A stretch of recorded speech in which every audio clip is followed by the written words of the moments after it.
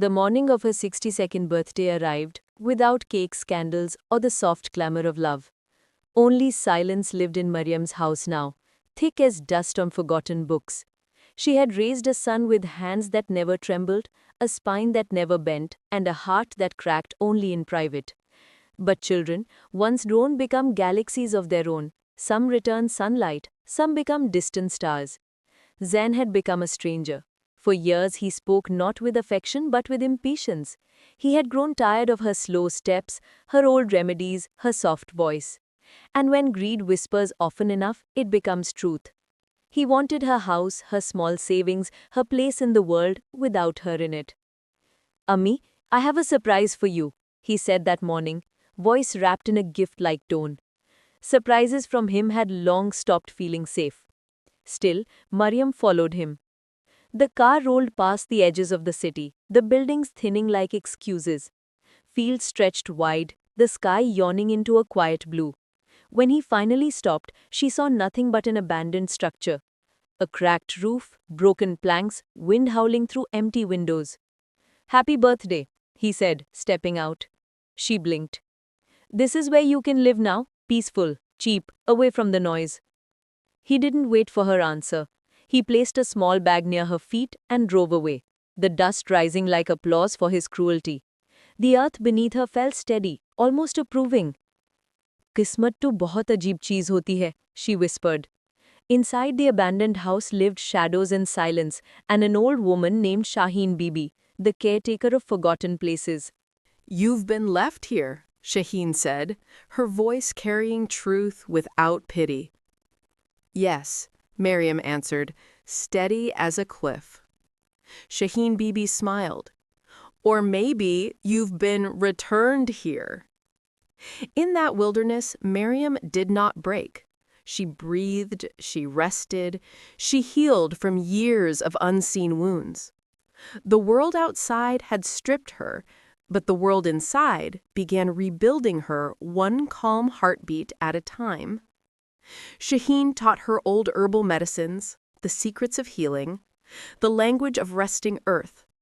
Mariam offered what she had always held: wisdom, patience, warmth. Weeks passed. Her hands, once tired from life, learned to dance again. One sunset, a group of villagers arrived. A boy lay unconscious in his father's arms. Snakebite. The nearest clinic was 2 hours away. "Can you help? We heard the healer lives here." Shaheen pointed at Mariam. "The healer is her."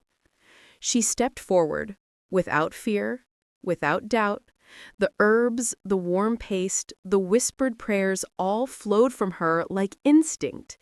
The boy's eyelids fluttered open just before midnight.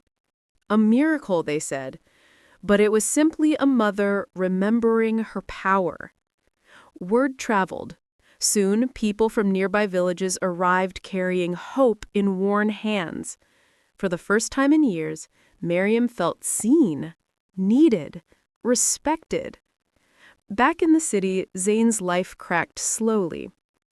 Business dipped, deals collapsed. A coldness grew in his home, the kind that slippers can't warm. One day, a neighbor told him, "Your mother, she's a healer now.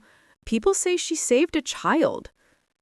Zayn felt the first sting of regret, then a second, and then a storm. He traveled to the wilderness expecting a fragile old woman waiting to be rescued. Instead, he found villagers gathered around a small hut glowing with life. Inside, Mariam sat calm as a moonrise, reading herbs like scripture. "Amia," Zayn whispered. She did not look up at once. She finished grinding her mixture, placed it neatly aside, then turned toward him. "You left me here," she said, voice steady, not bitter. "You abandoned me, but Allah did not." Zayn fell to his knees. "Come home, please." Mariam closed her eyes. She heard her heartbeat. Soft, wise, strong. "My home is wherever my worth is seen." Her words stung him more than any slap could have. There was no shouting, no revenge carved from rage. Her revenge was silence. Her revenge was rising.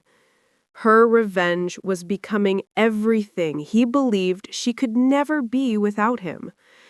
Later that evening, as the sun melted into gold, the villagers gathered again for another healing. And Miriam, the mother who was discarded like old cloth, became the heartbeat of a new world. Some abandonments are tragedies. Some are rebirths. Her story became the latter.